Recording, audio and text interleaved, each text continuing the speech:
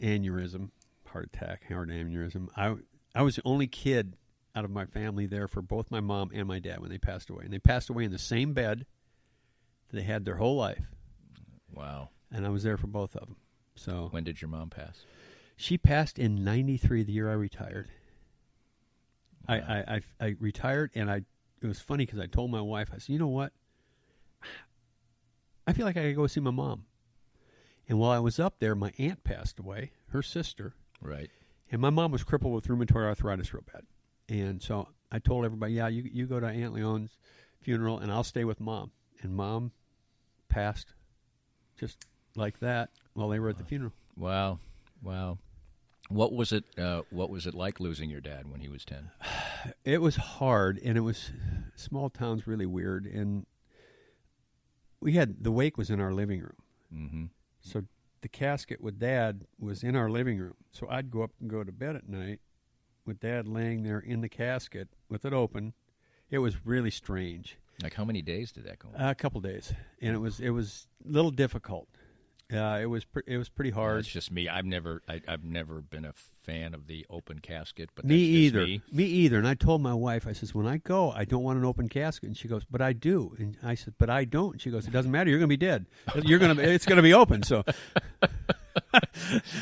she's right. It doesn't matter. Yeah, it doesn't matter. No, that's true. So no romance in teenage life. Off to college you go. And was there any decision making? Big decision. Okay. Big decision. Because I was playing American Legion ball. We were in the American Legion World Series for our second straight year. Mm-hmm. And we were, I can't remember, Rapid City, South Dakota, I think. Yeah. First one was in Roseburg, Oregon, then Rapid City. And it was going on once college started. So I was drafted by Montreal as a third baseman. Really? And I also had a full ride at Iowa. Right. With where I was going to go. So they were already 2 weeks into it when I got home from this American Legion World Series. So I landed, went to the house, and I had to make a decision within the day. Right. And I didn't know what I wanted to do. What round was it for Montreal? 6th. So what kind? I know it's not going to be a figure that people are. Oh my God, no money! But money wasn't the same back then. But still, it was probably something. Yeah, it was probably. I think it was $12,000. Right. Which was pretty good money. Then, yeah, pretty good money. Right. And so I had to make a decision whether I wanted to do that and go. And I love playing third, and I could hit, but Mom was there, crippled with rheumatoid arthritis. Iowa City, Iowa was 30 minutes away. Right. And I discussed it with my high school coach, was also my brother-in-law. Right. And he goes, you have to make the decision. I said, well, in your eyes, where do you think I'm at? He goes, you're not going to lose anything by going to school. So there off I went. I went to the University of Iowa. I was 2 weeks late getting in. I don't know how, but they got me my courses. Right. Probably paid $500,000 to get me into there. I don't. Adidas did. Yeah. Well, anyway, so I go to the dorm, and it's a dorm for 2 people, and they shoved another bed in this room, and I'm in the room with 2 guys from New Jersey, Mike Carlucci and Rich Narducci. And they brought everything they owned from New Jersey. Were they ball players? Yeah. One was a pitcher. Richie got drafted by the Yankees, okay. Carlucci. And Mike Narducci, he ended up being a cop out in New Jersey. So, yeah. But it was funny. I mean, right. 2 guys from New Culture Jersey. shock. Oh, yeah. Yeah. For them, too. Yes. Obviously. Yes. Maybe more for them. It was great. The guys were great. They really were. So, it was good. But it was hard playing catch-up for me because I'm not a very smart person. Obviously, you know me for a while. So it took me a little while to catch up. You say you were drafted as a third baseman. Obviously, you still must have pitched in high school, I assume, didn't you? Oh, I pitched and played third in high. I pitched and played third at college. Right. Yeah. Why?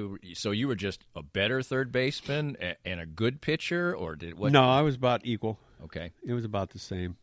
And why were you drafted, do you think, as a third baseman? Just because you didn't throw hard, maybe? I hit a lot of home runs. Okay. And no, I threw hard back then. You did throw hard. I did throw fairly hard Okay. back then. Yeah, and I had a real good break. I had really good control. And back, it's different now. Back then, if you threw 90, Right. Oh, yeah, that's plenty hard. yeah, That was throwing hard. yeah, that was throwing hard. I was 88 to 90 back then with a good hook and good command. And you hadn't fully probably even Oh, developed. I was pretty developed by the time I was in 5th grade. I was so much bigger than the other kids. That's why I was successful. But it's different now. Right. Now you have to be 6'4". I never got drafted. Right. I probably never would have got drafted now. Right. And it's changed, and people talk about, shifts and all the other things. Sabermetrics. Forget sabermetrics. Give me Saber Hagen. I'll take him and Cone and Gooby. Right. Or Leo, Split. Right. Those guys. Quiz. Give me George Brett. Give me Frank White. Give me Hal McRae. I look for baseball players. Those guys are baseball players. Right. It's not. You don't fit the mold. Sort of like Whit Merrifield, maybe. Yeah. You talk about, drafting people, and these poor scouts, they're limited to what they can do. They'll say, "Oh, this guy can really play," but I can't draft him because he doesn't fit the criteria. Right. It's like, geez, he's a baseball player. Get him. Like Mike Right. Moustakas. He was doughy. So what? Right. The kid could play. Right. He was a dirtbag. I love that. What was so after having this small town existence where there wasn't a heck of a lot to do and stuff like that? What was your college life like outside of playing baseball and studying, which obviously takes a lot of time? But what was it like at the University of Iowa? I had my first drink there. I never drank in high school. I was afraid. No way I was going to take a chance. I'm with you there. And I had my first drink then. The seniors took me out, and it was not pretty. Not pretty at all. But you learned. I did learn quickly, yes. Stay out. Don't let the seniors sway you. It was good. It was fine. And I got to the point where I actually was a pretty good student. There you go. Yeah. You sound like you're proud of that. I was. I was proud because, like I said, I'm not very smart. I had to work my ass off to become a decent student. Right. And I still haven't finished. I'm 14 hours short, 12 hours. Did you ever feel like doing that? No, and you know the reason why? And it may be stupid, but like I said, I wasn't very smart, and I really didn't care for school. So I asked Mom. She says, "You need to go to college." I says, "Explain to me why I have to go to college, Mom." She goes, "You have one responsibility. Is if you go to college, you can make yourself a good living and support your family, and it's done your job what you're supposed to do. So if I make a good living, support my family, and do what I was supposed to do, I don't need that piece of paper. I already did that. You're sitting in here. You see it." Right. So, I didn't need the piece of paper to say I was successful. Exactly. I wasn't a great pitcher. I was a good to average pitcher, and I knew that. When it come down to world or be in the Hall of Fame, everybody said, "Oh yeah, you didn't get a vote." I said, "I didn't deserve a vote. Right. I wasn't good enough." Right. I knew that. Some people, it hurts them. It didn't hurt me. Right. I did really well throwing the crap up there that I was throwing. Trust me.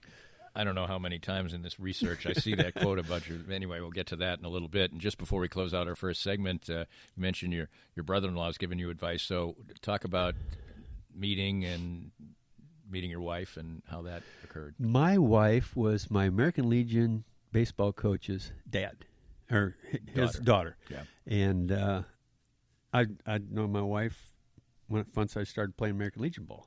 And like I said, we played a lot of games during the summer for was she keeping score? 3 and stuff straight like years. that, No, or? she was just there, and I thought she was really cute. Yeah, you were right. Yeah. I married way above my head, so it was weird because When did you start courting? As it dating? After my junior year, and I knew I was going to get drafted. Right. I led the nation in strikeouts that year, so junior year in college. Yeah. college. Yeah. Okay. So you had I been was like 14 or 15 strikeouts per 7, So you had met her in American Legion time. Yeah, This is a few and years, but you just knew each other. Yeah, he had a boyfriend, I had a girlfriend, and Right. we knew each other, and And I just finished my junior year of college, and American Legion was practicing at my little hometown field, and so I went to see my future father-in-law, Kenny, and so we talked for a while, and I was talking to the guys, and I got ready to leave, and he goes, Lisa's at home. You should stop in and see her.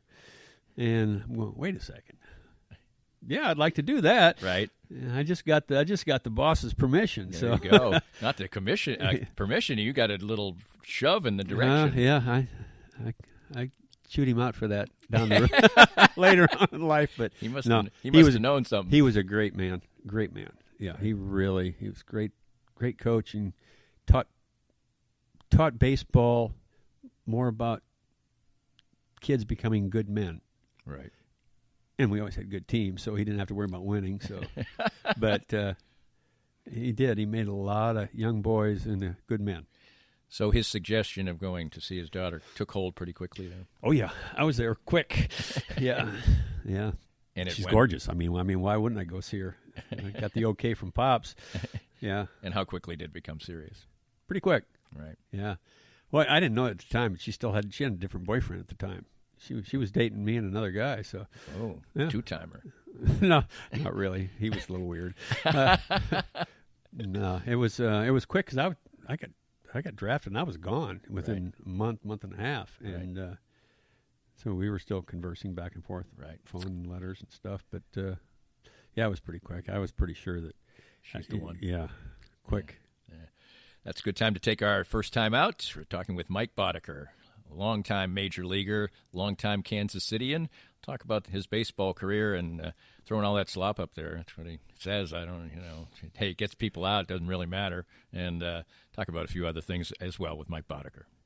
More of Danny's Reasonably Irreverent podcast after this. Looking for a truly unique escape from your normal entertainment or corporate team-building regimen? Stay tuned for an exclusive offer only for Reasonably Irreverent listeners. I'm excited to tell you about an extraordinary destination, the Exit Room, located in the heart of beautiful downtown Lee Summit. The Exit Room is a distinctive entertainment option that offers a cool alternative to the normal couples night out, family get-togethers, and corporate team-building events. The Exit Room is a one-of-a-kind boutique escape room catering to special occasions and corporate team-building events and is unmatched in the Kansas City metro. With 5 individually designed and varied escape room adventures, your party or employees can unplug from their electronic world, interact with one another, match wits, and ultimately escape the humdrum of the ordinary. The Exit Room adventures cross decades and centuries and create fascinating fun. I know the owners well. They are local folks, their staff is warm and friendly, their lobby is inviting and beautiful, and their adventures are award-winning. Check online. There are over 1,000 reviews, and note that they are a rare 5-star ranked business. Visit their website and Facebook page, and any of my listeners who books online at theexitroomkc.com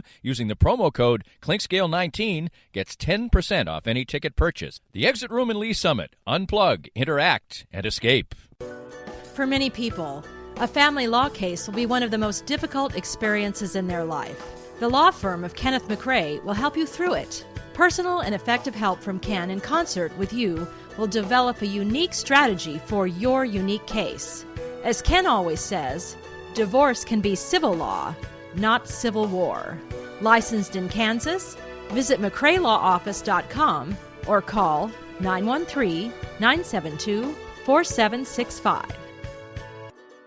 I've been doobed, and you should be next. Yes, Doob, D-O-O-B. It's the keepsake of a lifetime, a 3D-generated, incredibly lifelike figurine. I just had one done of me. 66 cameras take an image at exactly the same moment in any pose, and state-of-the-art 3D technology transforms that into exact replicas of you, anyone you know or love, a pet, whomever is close to your heart. Create lifetime memories with a Doob. Visit their Facebook page at Doob 3D Kansas City, or better yet, see their incredible creations at their store on 119th Street in La Paloma Plaza near the Cheesecake Factory. Doob, be next. Sumner One is the company to make your office maximize efficiency. Their family of companies make up one of the largest independent dealers of office technology in the Midwest. They are proud to bring the best service and technology to top companies across the region. Sumner One can help your organization run more smoothly than ever. Sumner all-in-one printers, copiers, MFPs, managed print services, document management, infrastructure design, IT services, disaster recovery, and business continuity. Welcome to the one place where everything works. For more information, call Carl Little at 913-752-2257.